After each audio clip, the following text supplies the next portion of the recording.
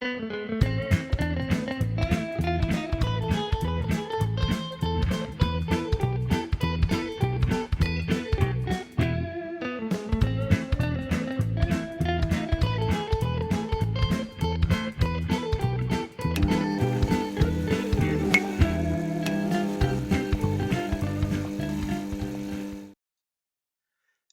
folks, Mackenzie Lambert here, host of Mac in the Movies. This is a recording of my lecture, not the exact lecture, but this is the lecture I presented for this past year's UBCon.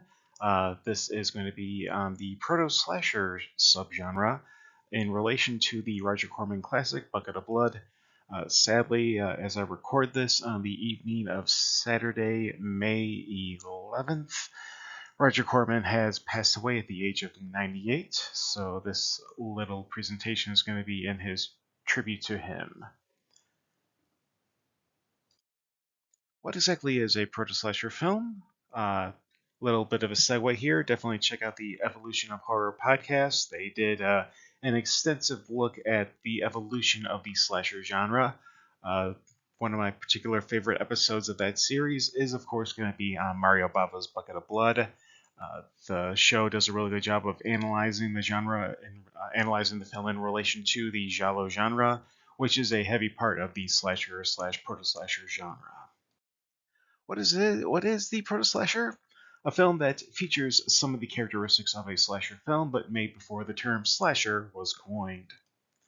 These include a single killer, with some exceptions. You have a pool of victims who can also serve as suspects. You have noted methods of killing, and the final girl, occasionally the final boy who then takes on the killer at the climax. Time frame? The term slasher was first coined in 1978. What film came out that year? Halloween. So, pre-1978 we're going to refer to as BC, before Carpenter. Some of the no-brainers of the proto-slasher genre: Alfred Hitchcock's Psycho, absolutely. Despite the fact that this film has a whopping body count of 2, they are still 2 very memorable kills. Texas Chainsaw Massacre from director Tobe Hooper in 1978. Instead of just one killer, we have an entire family of killers, including the hitchhiker, the old man who's also the cook, Leatherface, and last but not least, Black Christmas, also from 1974, from director Bob Clark. Interesting enough, Bob Clark would go on to direct the other holiday classic, A Christmas Story, with Darren McGavin and young Peter Billingsley. One film I left off on here as part of the no-brainers, which I will leave up to you. You can feel free to share your opinions in the comment section below. But what are your thoughts on Wes Craven's The Last House on the Left as a proto-slasher? Yes, it does have the 2 young girls murdered by Krug and his gang, but then near the end you have that twist where then it's the killers who are now the prey, and it's the vengeful parents that become the killers. Feel free to put your thoughts in the comments below. There is a thin line between slasher film, psychological thriller, mystery whodunit, and who better to give us that explanation than the writer of Reanimator, not H.P. Lovecraft, but Dennis Paoli, who wrote the script for Stuart Gordon's Reanimator. Every slasher film, no matter how exploitative or cheaply made, has a dark, threatening psychosis. And every psychological thriller, no matter how polished or pretentious, has inside of it a slasher film waiting to get you. Highlights of the proto-slasher genre. We're going to go ahead and take a look at some of the recommended films I would suggest you check out when you have a chance. First, we're going to go all the way back to 1927 for The Lodger, the story of London Fog, directed by Alfred Hitchcock. This is obviously inspired by Jack the Ripper, and the fact that this came out in 1927, which was a little over 40 years since the last Ripper murder. So you had people who were still alive during the Ripper murders who probably saw this film and it was a little too close to comfort for them. Tell me if you haven't heard this situation or seen this situation in a slasher film. You have a guy and a girl in the street. It's the middle of the night.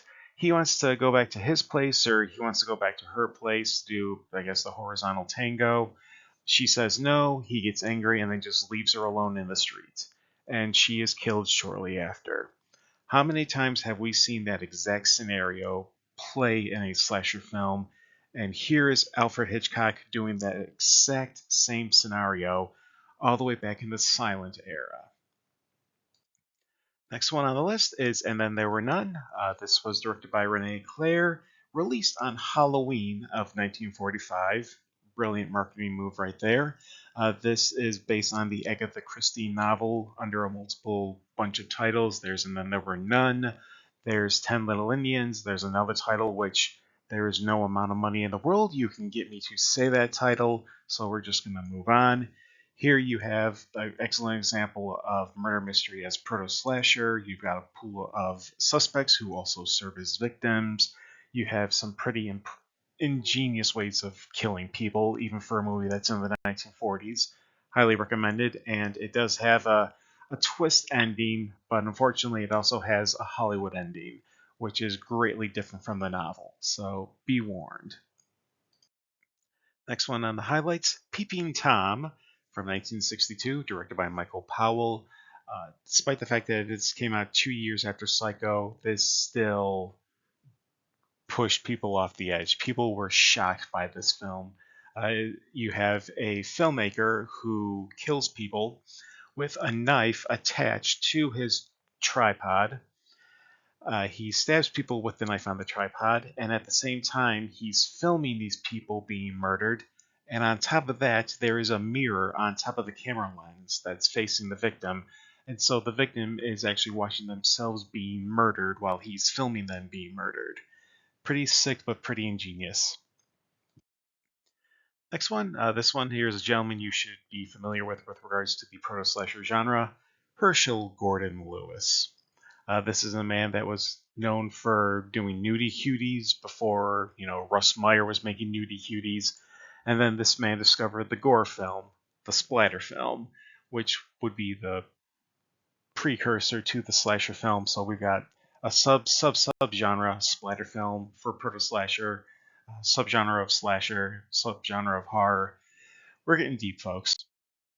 He was known for doing three distinct proto-slasher films. The first one is Blood Feast, in which an Egyptian caterer is killing women and taking body parts as an offering to the god Ishtar. In the opening scene, we have a woman who gets her tongue ripped out. The blood is actually pretty effective. It's according to William Kerwin, it was a mix of red paint and strawberry jam because the chunky bits of strawberry really added some texture to the blood. Uh, it's obviously not a real human tongue. It's almost as if they just shoved a pork tenderloin in this poor girl's mouth and then pulled it out to make it look like it was a tongue. Next one on here, Color Me Blood Red. Interesting enough, this is Roger Corman's own ripoff of A Bucket of Blood. An artist discovers that blood serves the proper color he needs for his paintings, and so he murders women and uses their blood for paint.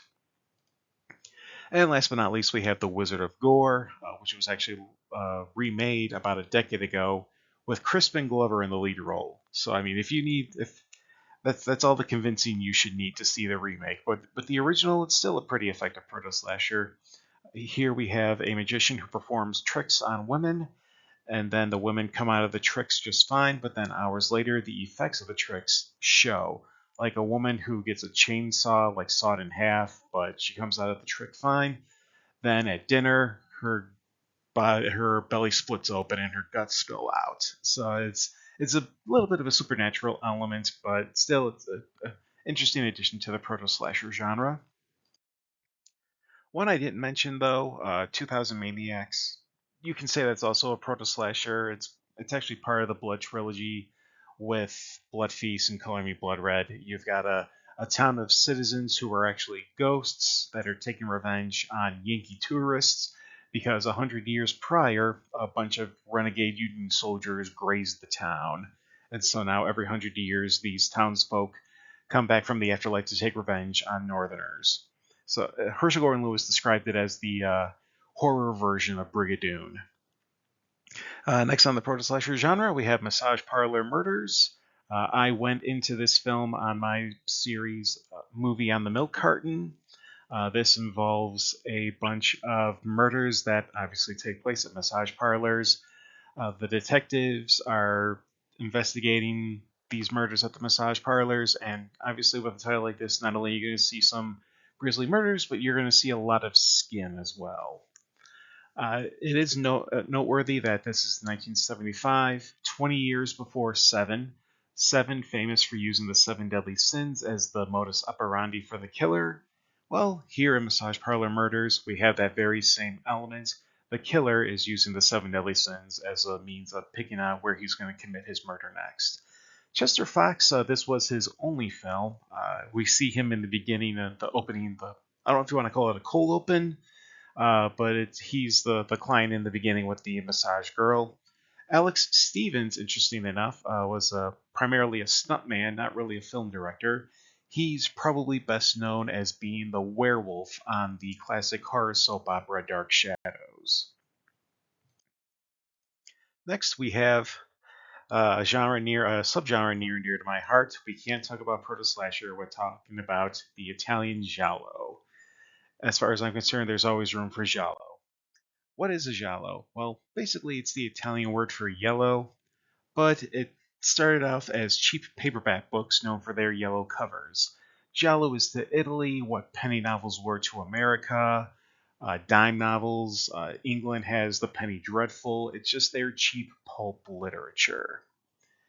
They would be often prints of Agatha Christie, Edgar Wallace, or Arthur Conan Doyle, among other obscure mystery novel writers, adapted to film and would become Italian proto-slashers. Next, we're going to go ahead and get into some of the noted filmmakers of this sub-genre. First, we have Lucio Fulci, very temperamental director. The giallo offering of his I recommend would be Lizard in a Woman's Skin. Just be careful if you're going to watch this movie in 4K or if you're going to watch it on Blu-ray. Cleaning up the film kind of ruins the quote-unquote magic. The scene particular with this film is a woman's running through a hospital. She ends up in a room filled with dogs that are split open. You see their veins pulsating, you see their heart pumping. If you saw this on like an old beat up DVD or VHS, you could believe that those were real dogs, but now with cleaned up copies, upgraded copies, it's like I'm expecting to see the head of Ralph and Animal of the Muppets on these dogs. It just totally ruins the effect. A great music score by Ennio Morricone as well. Next, we have Umberto Lenzi. This is a guy who was known for giallo, also known for making war movies. Credit to him, he was the director that made the first zombie movie with fast zombies. Not 28 Days Later, not Return of the Living Dead. Nightmare City is that movie. But Lenzi, he's done a couple of them. There's Seven Bloodstained Orchids. The one I recommend is Spasmo, just because Spasmo has become a bit of an inside joke between me and some of my friends. We'll just randomly whisper to each other, Spasmo, because that's what they do in the trailer. Like every 10 seconds, you're going to hear a person whisper, Spasmo. So yeah, check out Spasmo. Last but not least, we have Sergio Martino. He was a big dog in the genre. All the Colors of the Dark. Oh gosh, what else? Well, the one that he did that's worthy of your attention is Torso. This is about a couple of about three or four girls who go to spend a holiday in a villa that are stalked by a killer. And the killer kills three of the four girls. One of them is in hiding. And for the last half hour, this film is just the killer dismembering the victims he's already killed. Meanwhile, this one final girl is hiding and trying to get some signal of help to someone to help rescue her while this killer is dismembering her friends. Amazing. It's not even just a climax. It's literally like the last act, the third act, a whole half hour sequence, and you're still riveted the whole time. Before we get into the top dogs of Giallo, we got to talk about the Queen of Giallo, the lovely Edwidge Fenwick. You can see here in Giallo such as Strip Nude for Your Killer, Your Vice is a Locked Room and Only I Have the Key, and All the Colors of the Dark. The last two Sergio Martino films, Strict Nude for Your Killer, is Andrea Bianchi, the infamous director of everyone's favorite edible complex laced zombie movie, Burial Ground. You might also recognize Edwidge Fenwick as the art instructor in Hostel Part 2. Okay, the Kings of the Giallo. First, we have Mario Bava.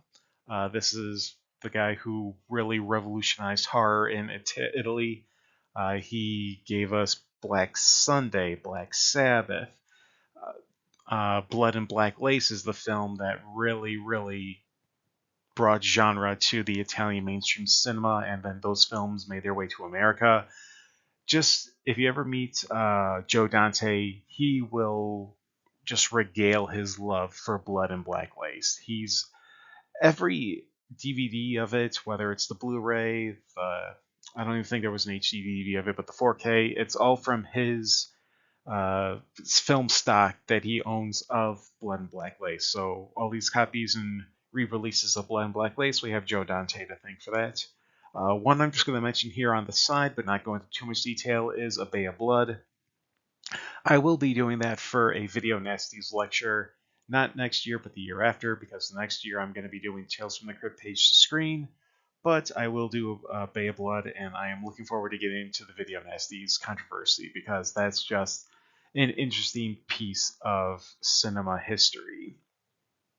And I guess you could say, the heir to the throne of Bava would be Dario Argento. This is the guy that further elevated the status of the giallo genre. He started out as a screenwriter for Sergio Leone on Once Upon a Time in the West. Not a bad start. Then he gave us his Animals trilogy, which was Bird with Crystal Plumage, Cat o' Nine Tails, and Four Flies on Grey Velvet. Took a break from the genre, came back in 1975 with Deep Red, aka Profondo Rosso, and it is considered by many to be the epitome of the giallo genre. David Hemmings, Dario Nicolodi, some great kills. You've got Goblin's first music score, which, I am a bit of a Goblin fan, and it still holds up. What now? Let's see, 75. So we're talking 50 years later. It's still in some great work. And if you want to start a fight on the internet, call Suspiria a giallo. Uh, Supernatural killers are not considered part of the giallo genre, so that's why people don't have, Suspiria categorized as a giallo.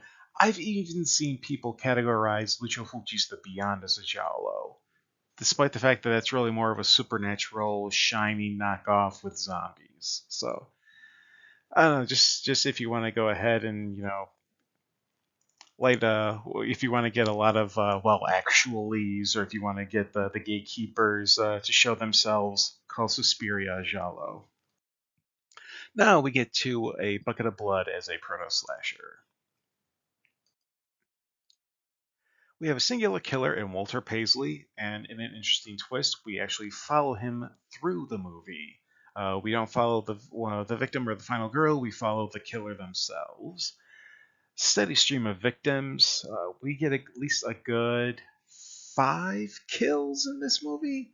I'm not going to spoil it, just because, if you haven't seen this movie yet, well worth it. I'm not going to have the movie on here. You can easily find it on YouTube, Internet Archive.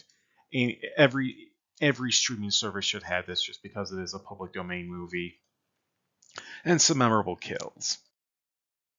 Well, let's go ahead and talk about the man himself, Roger Corman. Rest in peace. He was 33 years old when he directed A Bucket of Blood in 1959. The next year, in 1960, he would also direct another classic, Little Shop of Horrors. Worked in genres war, western, mob, horror. He had a knack for titles, such titles as The Fast and the Furious in 1954. Familiar? Yep. Grand Theft Auto, another one. This is in 1977, directed by Ron Howard. And Death Race 2000 in 1975. At this point, we've had, what, like 50 Death Race movies? There's another one that came out a couple of years ago, or no, not a couple of years ago, about a decade ago with Jason Statham, Robin Shaw, Liu Kang from the 1995 Mortal Kombat movie. He also has an eye for talent. Here are just a short list of some of the directors he discovered. Martin Scorsese, we're talking Goodfellas, Casino, Hugo, the Killers of the Flower Moon. The guy's still going after all these decades, 50 years in the business. Francis Ford Coppola, The Godfather. Roger Corman discovered the director who gave us one of the all-time great movies. Not just a great gangster movie, not just a great 70s movie, but one of the all-time greatest movies. James Cameron. James Cameron got his directorial debut with, of all movies, Piranha 2. He was also doing matte paintings for John Carpenter's Escape from New York. And then he kicked open the door to a directorial career with The Terminator and hasn't stopped since, whether it's Aliens, Terminator 2, the Avatar movies. Despite the fact that people talk so much crap about those movies, they still make $2 billion at the box office. Go figure. Joe Dante, the man who gave us Gremlins, Matinee, the guy that keeps giving us, keeps offering his copy of Blood and Black Lace for DVD releases. Jonathan Demme, Married to the Mob, and Silence of the Lambs. Ron Howard, need I say more other than Apollo 13?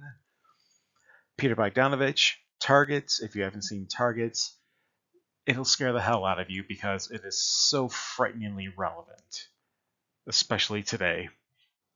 And last but not least, Penelope Spheeris. If the name doesn't sound familiar, she directed Wayne's World.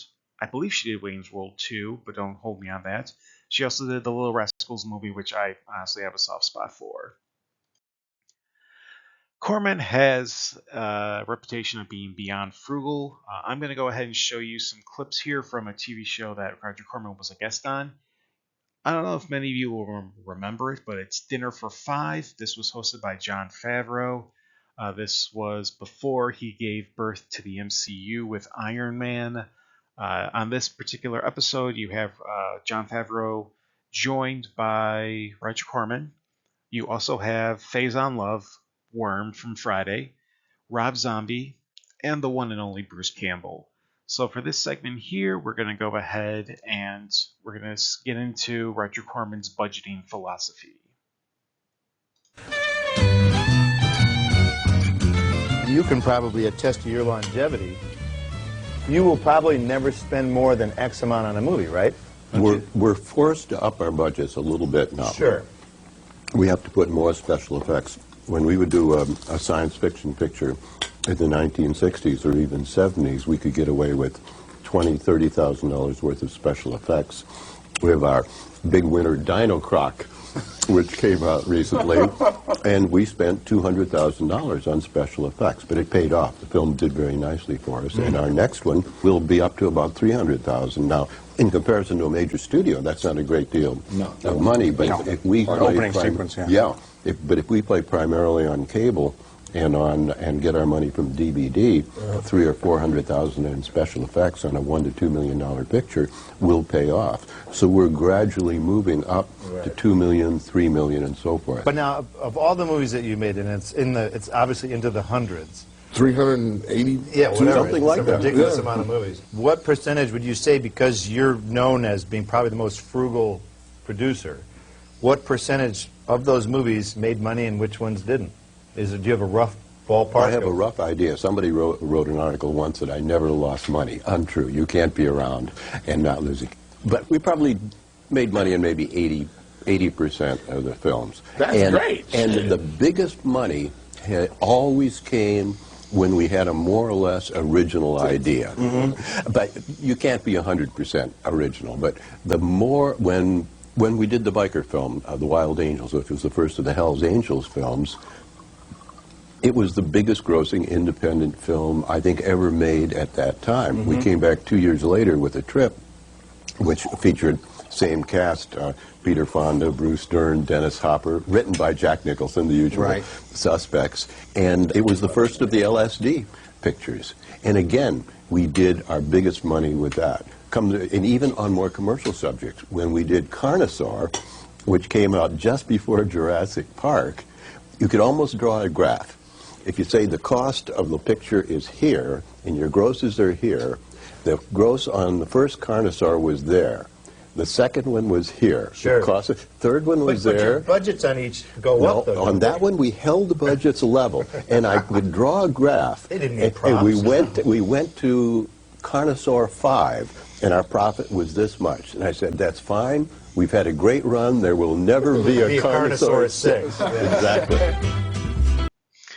And just one more little story here. This is an anecdote that Roger Corman shares while filming Little Shop of Horrors.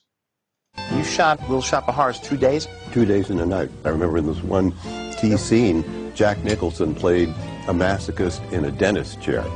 And the scene was supposed to end up with Jack dueling the dentist. And they started it, and they knocked over the dentist chair. And I asked the prop man how long it would take to fix a chair. He said, it'll take an hour. I said, the scene ends with the knocking over of the dentist chair. We're on to the next set. Let's look at the man himself, Dick Miller, who plays our lead character, Walter Paisley. This is the first of 5 times that Dick Miller would play the character Walter Paisley. He would continue with the character in Hollywood Boulevard in 1976, The Howling in 1981 for Joe Dante, Chopping Mall in 1986, where we also have Barbara Crampton of Reanimator, and one of the greatest head explosions in film. And he would also play one last time in Shake, Rattle, and Roll as Father Walter Paisley for a 1994 TV movie. He is a character actor icon. John, when you see this, we got to make a note. We have to do Dick Miller for Character Actor Corner. He was the subject of a documentary, That Guy Dick Miller. Why? Because every time people saw him on television or in a movie, they're like, oh, that guy. His scenes in Pulp Fiction were cut. He was supposed to be Monster Joe of Monster Joe Truck and Tow. This is where Sam Jackson and John Travolta dump the car that has the dead body of Phil LaMarr. Where have you seen him? You've probably seen him in Twilight Zone the movie, Gremlins, The Terminator, The Explorers, Night of the Creeps, The Burbs, and Matinee. And then this is where we would roll into the film for A Bucket of Blood. Again, you can find this easily online for your own consumption. Thank you for giving me your time for this lecture. I'll be back to this next year with Tales from the Crypt, page to screen.